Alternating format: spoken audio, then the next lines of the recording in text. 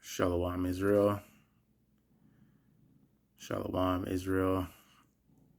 Kal Halayim Yahweh Bahashem Yahushai Bahashem Rakah HaKodash. Double honors to the elder apostles and the bishops and elders of Great Millstone. And shout outs to the brothers pushing the truth worldwide through the four corners of the earth via the internet and on the streets. Of all the brothers of Great Millstone, all the brothers from the other camps who follow Great Millstone, you know, the offshoot brothers, and the 144,000 men who are going to rule with Yahushua when he returns, and the hopeful elect, the men, women, and children who are going to make up the body of the population of Israel in the kingdom, you know, before the 2/3, before the 2/3 come back, the 1/3 is going to hold it down, take over the world, and we're going to be righteous, you know what I mean? The way it's supposed to be. And just mad rumors of wars. Like, every time I hear, okay, before I get started, I guess I'll talk about what I heard today. So China's been doing like exercise drills and shit and like close to Taiwan, and they're basically saying, yo, bro, we're coming for the tank. So America, good luck. And yeah, we're coming for niggas. So when I seen that, I was like, oh shit. But that's, like, until we see something, that's another rumor. So rumors of wars, man. Like prophecy, bro. It's coming, nonstop. Every day, like certain things, you know what I mean? Like if you're a watchman and you're just watching out there, you see it. You know what I mean? So we're on the Lord's time, man. So whenever the Lord says things are gonna pop, it's gonna pop, bro. There's some more stuff that has to go down before it all comes crashing down. So that's what we're just waiting for. So Kal Halayim Bahashem Yahushai. What I'm gonna get into, okay, so everyone knows, if you watch my videos, I'm in Canada, scene. And this country, I was born here, I was raised here. I remember the 80s and the 90s and the early 2000s, even the late 2000s, before, before the video popped, because that was 2019, 2020 and shit. If you had to fucking stay here, bro, and live here for another goddamn 50 years, bro, I don't see it bouncing back, man. Niggas is struggling. Fucking the people are just trash. Immigration is fucking out of control, bro. It used to be a multicultural city. This place is India, okay? This ain't no multicultural. It can't be multicultural when everyone's from the same place. And you know what's fucked up? So yesterday for my work, I had to go somewhere for like a training course scene, and it was at this headquarters of my company, one of the headquarters. And this headquarters is located on a street that's known for Amalek running it, okay? So I live on the east side of Toronto, aka India. And when I went down here, bro, first of all, I drove past a fucking school, and I looked, and it was recess, I guess. And I looked out in the yard, and all I seen were so-called white kids. I'm like, where the fuck are everyone else? And then I started seeing that they were wearing the small hats, if you know what I mean. So I was like, oh, so these are fucking Amalekites, the fucking JOOs. They have their own school, and there's beer kids, bro, like hundreds of them, probably, maybe. I mean, I can't count. Yeah, hundreds of them, There was enough of them.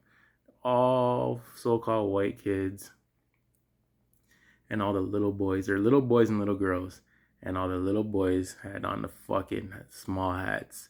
I was like, these niggas you think, I mean, they have their own shit. No one else can have that. Yo, there's no there's no all white schools in my city. There's no all black schools or all fucking Asian schools and shit. But these niggas can have their own shit. And on this street, I saw one Indian youth, bro, and he was on a bus. I didn't see anyone. All I saw was fucking Amalekites and Filipinos, bro.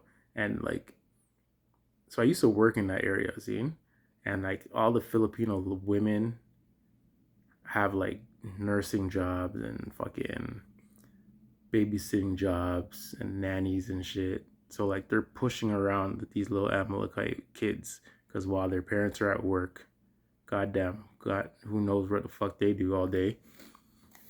Their fucking kids are being watched by freaking Filipino ladies. So yeah, majority. So all I saw was Amalekites, and not the real Amalekites. You know, like these niggas is in the all black suit with the fucking black hat, the fucking the small hats and the fucking zeets and shit. It's like, yo, bro, they're not on my side of the city.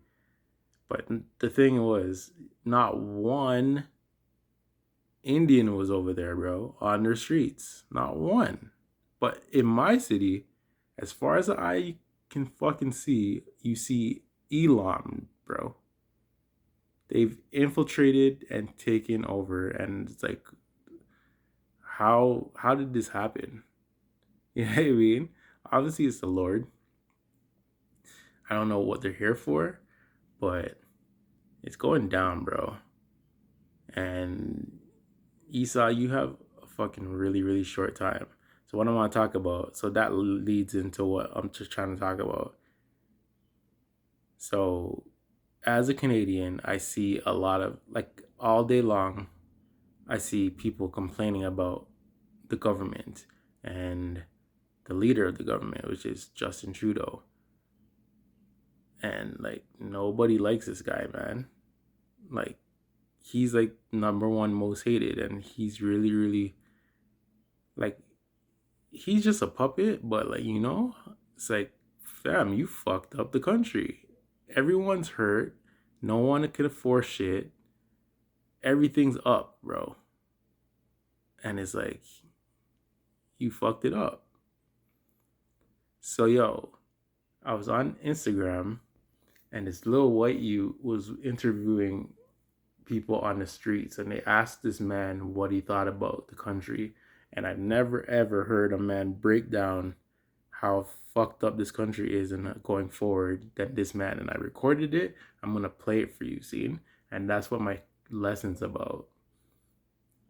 So all the precepts that I grabbed were inspired by basically the Prime Minister of Canada and how what's gonna reach Canadians, dog. But they don't know that Yahweh is their destiny, bro. Like everything that's gonna happen to these people is because Yahweh Bashem Yahushai has you niggas lined up, fam. And it's fucking it's beautiful, but at the same time, like we're here, so we're living in it. But at the end of the day, we have comfort knowing that we know what's guaning, bro. So I'm gonna play this shit for you, man. Hold up, Salakia. So, 444, call Halim Lai Habashim Al Shai. Have mercy on me, please, Heavenly Father. So, yo, I'm going to play this video, and I want mans to take in what's really wanting, yo. Yeah, yo. So hold on. Hold up. All right, yo. Hopefully this plays from the start.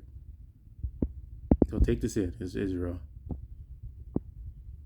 You like the direction that Canada is headed in with Justin Trudeau leading the country?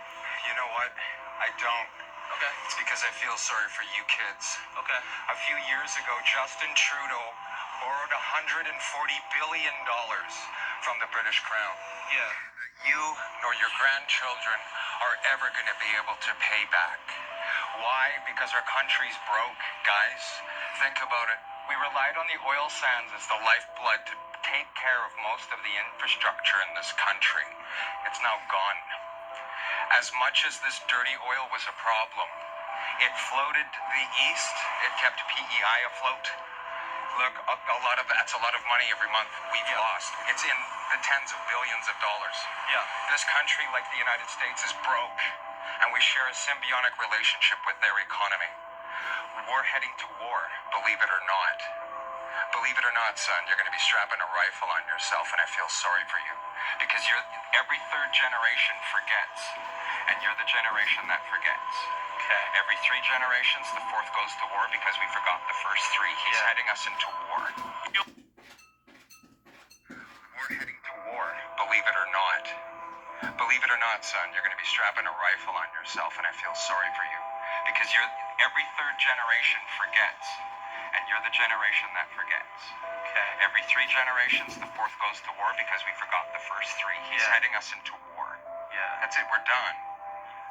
So the direction that we're heading, his foreign policy rhetoric is disturbing. Okay. The way he treats the western part of the country is disturbing. Okay.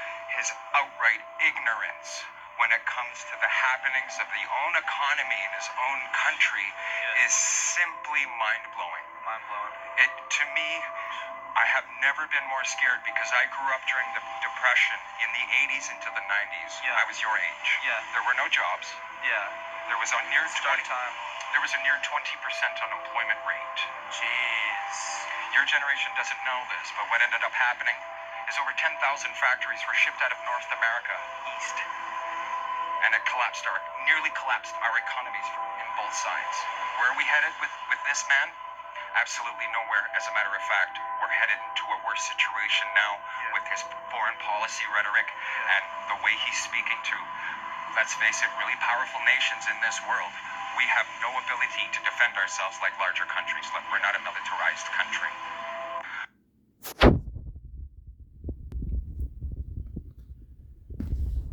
Yo, I remember some time back I did a video about nukes scene and whose army was the best in the world and who had nukes and stuff, and Canada don't got nukes.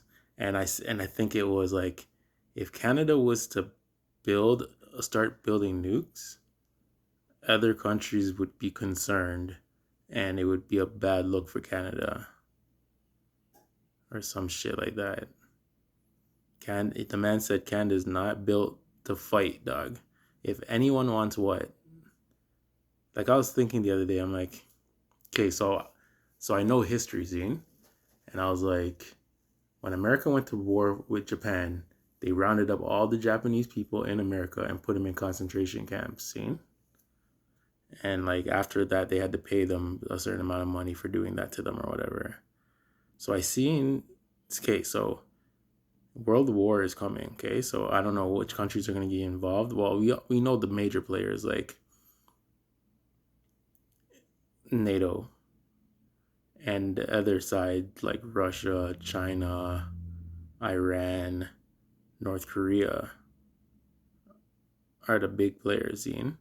But like, yo, the BRICS nations is a real thing. So yo, what if BRICS nations link up to try to, to fight NATO?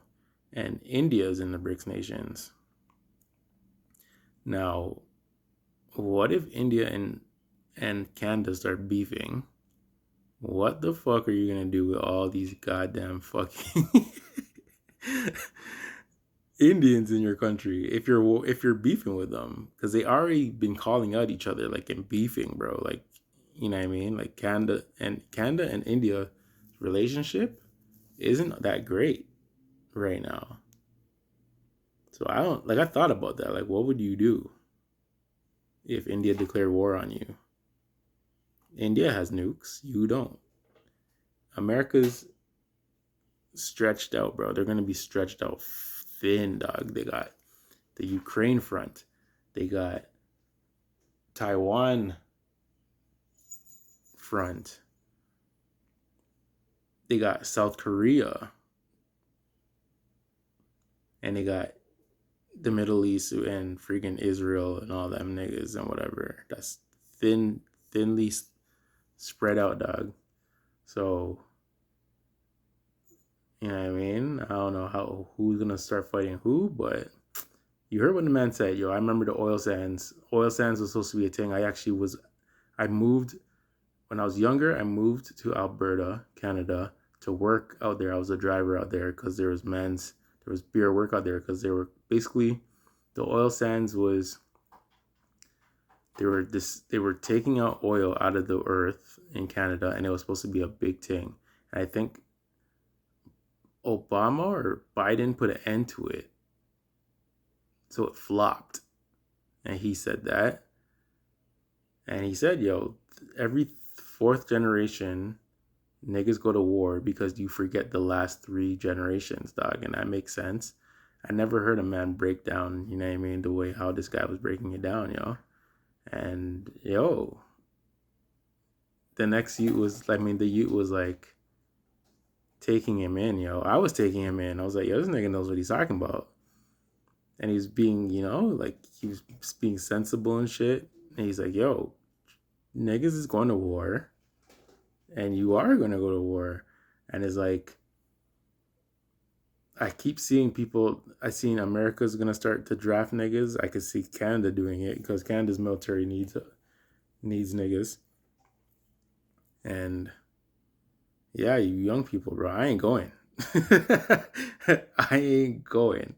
So you niggas, you better get ready. He said you're gonna have to strap a fucking rifle on your shit.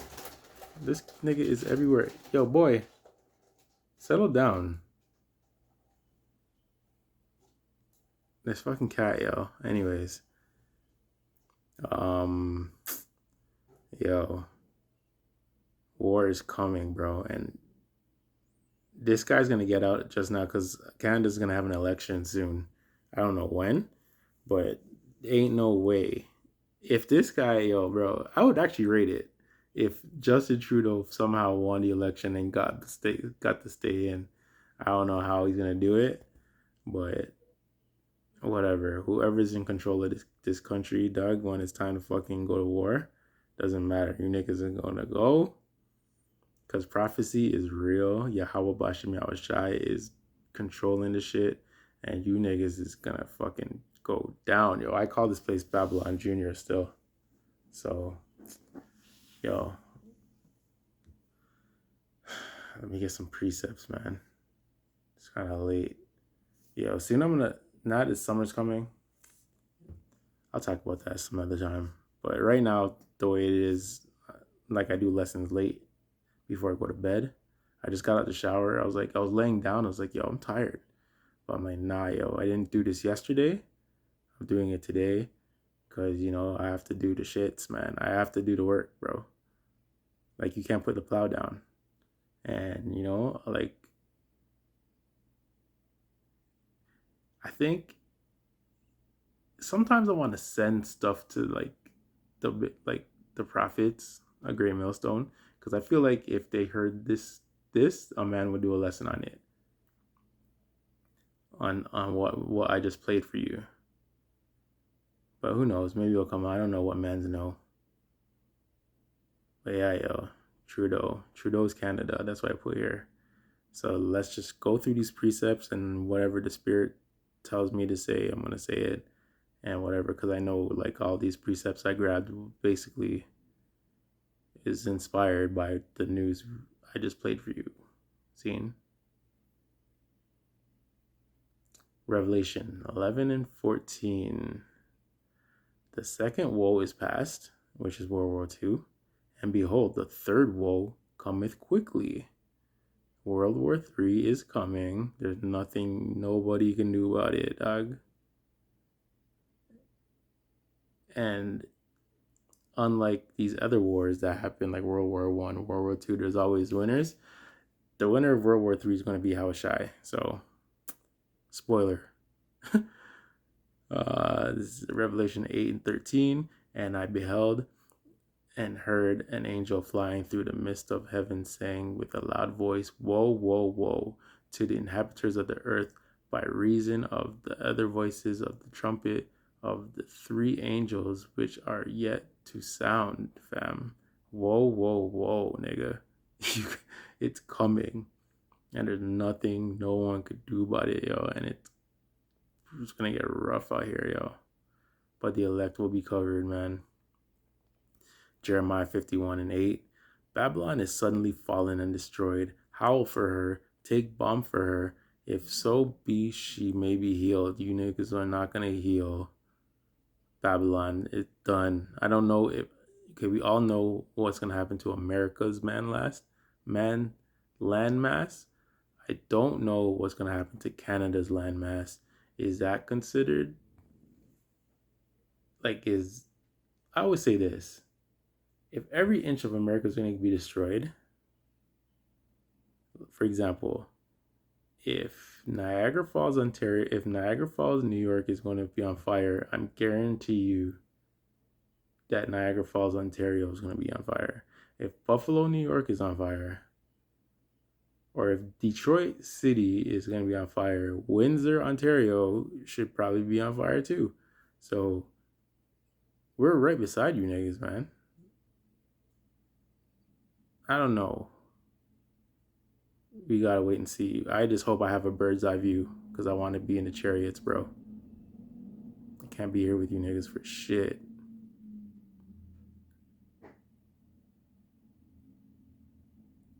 Jeremiah 51 and 8.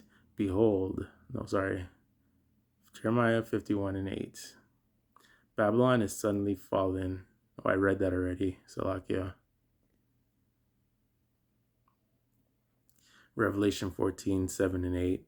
Saying with a loud voice, Fear the Most High Power, and give glory to him, for the hour of his judgment is come, and worship him that made heaven and earth, and the sea, and the fountains of water. And there followed another angel saying, Babylon is fallen, the great city, because she made all nations drink of the wine of the wrath of her fornication.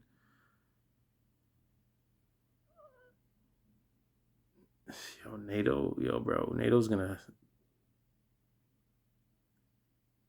Almost everybody's underneath Babylon's vibration, So I don't know who's gonna survive this shit or not.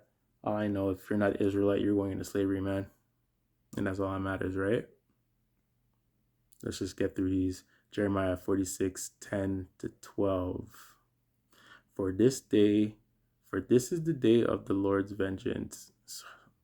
Let me read this again, man. Jeremiah 46, 10 to 12.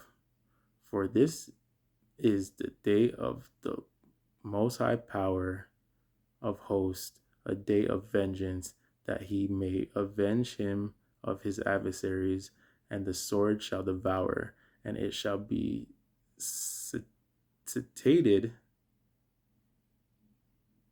and made drunk with their blood.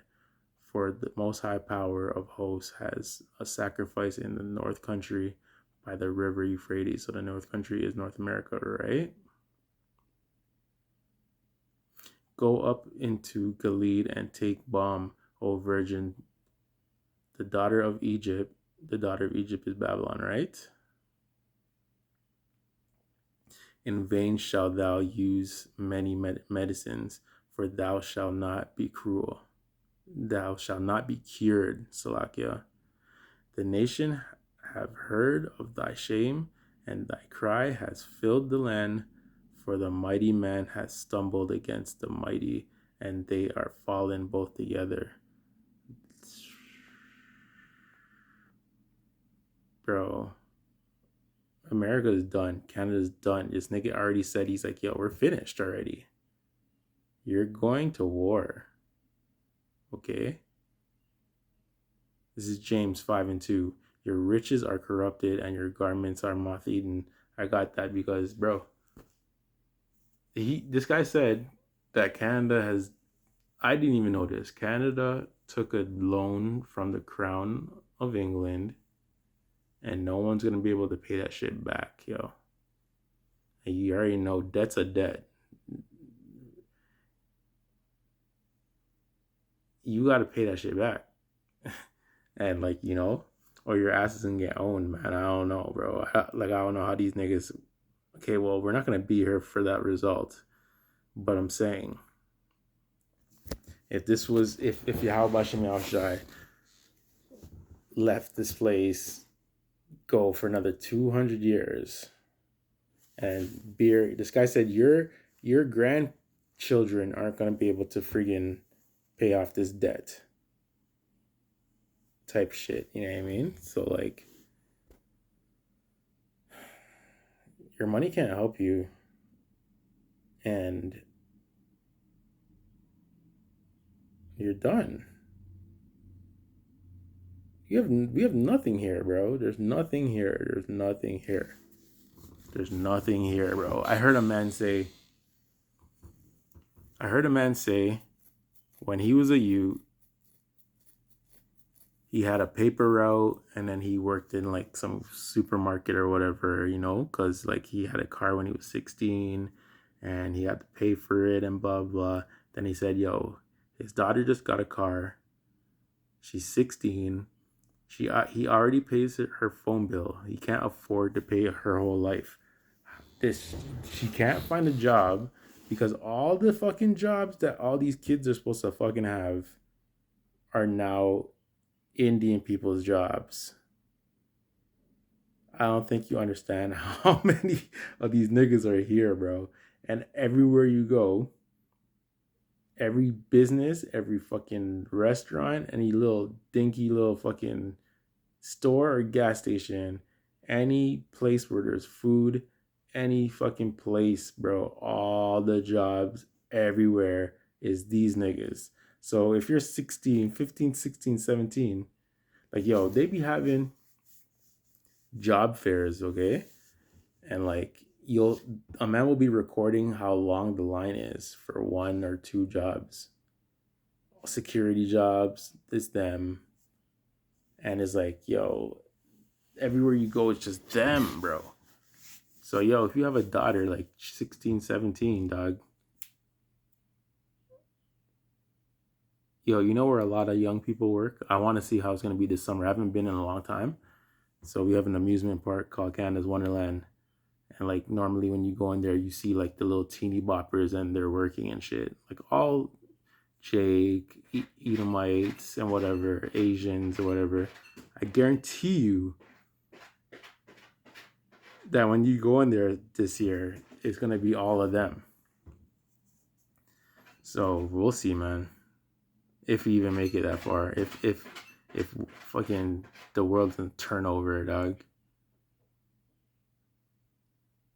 Job 13 and 26 to 28. This is the NLT, see?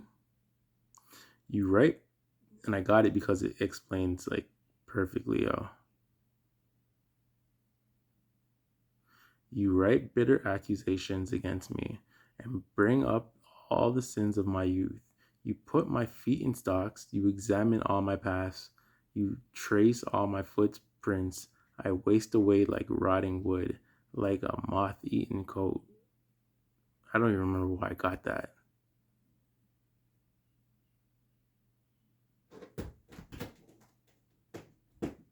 I can't even remember why I put that precept, to be honest. Oh.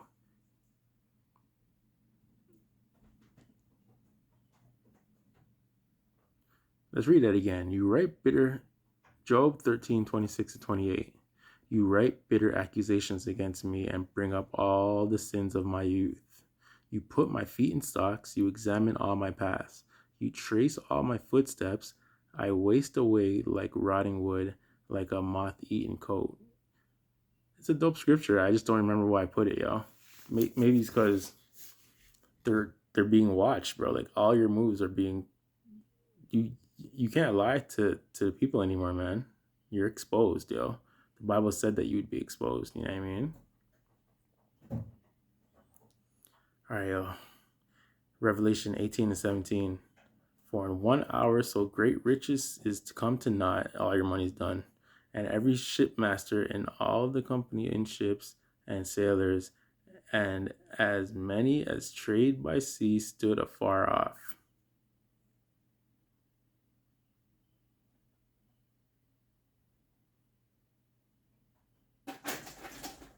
This guy's going crazy.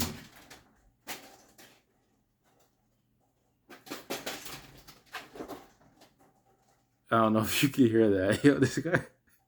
Yo, get down. Be careful. Get down. And he's not listening. Anyways, man. Slovakia. Everyone's gonna see this happening. In 1 hour, all the rich. In 1 hour, your shit's done, bro. Everything. Yo, I'm going on one like yo, bro. I don't even want to get into to a personal thing, bro. But I was just thinking, like, yo, you're really the wicked fucking people of the world, dog. Esau, and especially Amalek. Oh my god, yo, it's gonna be beautiful to see you fall, man. Your money can't save you, bro. It's Isaiah 47:7, and thou saidest, I shall be a lady forever, so that thou didst not lay these things to thy heart, neither didst remember the latter end of it. You're not a lady forever, bro. You're a piece of shit. You're a piece of shit, man. You're going down, dog. Last scripture, Revelation 18:7. How much she has glorified herself and lived deliciously. So much torment and sorrow give her, for she saith in her heart, I sit a queen, and am no widow, and shall see no sorrow. That's what you think, yo. This guy thinks he's gonna, yo, these niggas think that they're gonna chip everybody and they're just gonna run the things and get their blessing back carnally and shit. And they're gonna try to, derail the Israelites and the elect, but you can't. You're in a trick bag, man. They don't even know it. Maybe they do know it, but there's nothing you could do about it, man. So all the elect have to do, the hopeful elect have to do is sit back, wait, and just do our part and just pray and wait, bro, because your days are numbered, man. All we got to do is go day by day. And yeah, we're suffering, but we just have to go day by day. And hopefully that we get through these days so that we can see you fall. 1 second, Israel. Anyways, Yasharallah, that was it, man. So I just want to wrap it up real quick. I want to say, call Halaim La Yahweh Bashem Yahushai Bahashim Rakakwadash. Double honors to the apostles and elders of Great Millstone, and peace and salutations to the hopeful elect. Hold on and pray, okay? Babylon, you're done. Canada, you're done. We win, bro. Yeah, Yahushua is coming, man. All right? So, Shalom, Israel, hold it down.